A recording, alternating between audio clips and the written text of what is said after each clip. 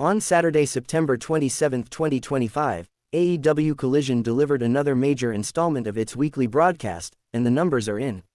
While the show's 0.05 demo rating remained steady in the key 18 to 49 demographic, the total viewership rose compared to recent episodes. This report dives into the raw data, comparisons, context, and what it might mean for AEW going forward. Key metrics at a glance. Metric value, September 27, 25, notes comparison. Total viewers approximately 248,000, up from approximately 235,000 on prior Saturday's show. Demo P18 to 49, rating 0.05, same as last comparable Saturday show. Week-over-week change, viewers plus 5.5% from 235,000, right pointing arrow 248,000. Week-over-week change, demo 0.05, right pointing arrow 0.05, no change. Previous anomaly, 9-20 inches tailgate blitz, 184,000 viewers, 0.04 demo. That show was a special airing, counted as Collision but at 2 p.m. slot. From these numbers, a few initial observations emerge. The demo rating held firm, while audience count saw a modest increase. That suggests AEW retained its core target demographic and may have attracted slightly more casual eyeballs. Deeper context and comparisons. 1. Return to normal timeslot helps. The September 27th show marked a return to AEW Collision's usual Saturday evening slot, 8 to 10 p.m. After disruptions the previous week when the show was packaged as Tailgate Blitz at a non-standard time, 2 p.m. That earlier deviation resulted in weaker numbers, 184,000 viewers, 0.04 demo. When shows air in their expected slot, there's less audience confusion and more habitual viewing, and this may have contributed to the bounce to 248,000 viewers. 2. Stability in the key demo. Maintaining a 0.05 rating in 18 to 49 is significant, given that many wrestling and general entertainment programs are seeing volatility under Nielsen's new Big Data Plus panel system, which blends traditional viewing panels with modern device data. The fact that AEW held steady suggests loyal core viewers continued to watch. 3. Year-on-year picture. In 2025, Collision is averaging approximately 0.097 demo rating and approximately 367,000 viewers to date, compared to 0.121 demo and 399,000 viewers during the same period in 2024.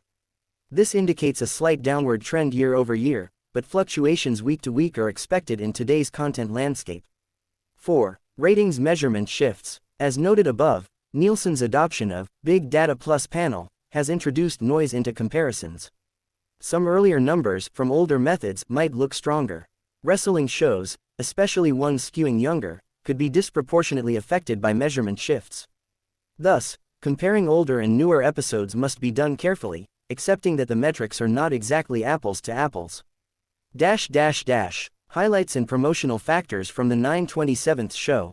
While the numbers give us one layer of insight, the actual on-screen content, story pushes, and match quality also factor into how well a show resonates and how future viewership may trend. Some standout elements. Jamie Hayter vs. Julia Hart headlined the card, drawing attention to the women's division. Other storyline developments and promos likely helped maintain fan interest. There was buzz about possible blood and guts match teases, adding intrigue. Return or appearance of certain talent, such as Ace Austin, also drew conversation. These booking decisions are strategic. They aim to retain core fans while occasionally reaching the casual viewer. Challenges and risks ahead. Even though this episode delivered modest growth, there are several headwinds AEW must navigate. 1. Streaming and alternate viewing. The reported numbers only reflect linear, cable TV viewership. AEW shows are simulcast on HBO Max, but streaming viewership data is not publicly released. That hidden viewership can shift how one interprets success. 2. Competing sports and live events. Saturdays often host major college football, NFL games, and big live sports broadcasts.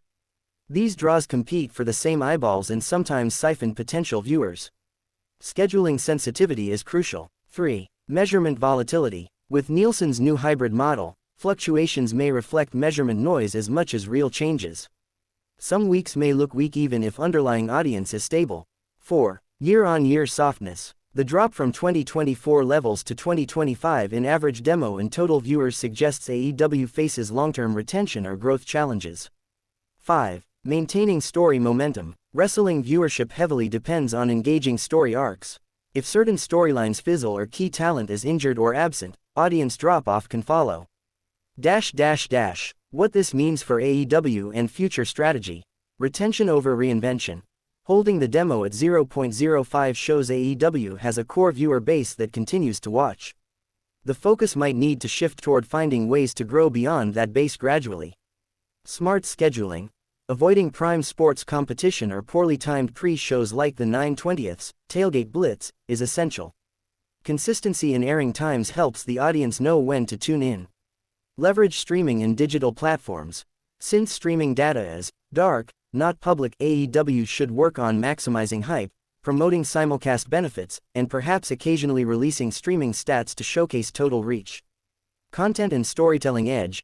Good matches, surprise moments, returns, and tease of big events, blood and guts, major factions clashing, can drive social buzz, which in turn may support viewership spikes.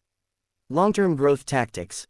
To reverse year-over-year decline, AEW might explore cross-promotional tie-ins, special episodes, or new formats to attract lapsed or casual fans.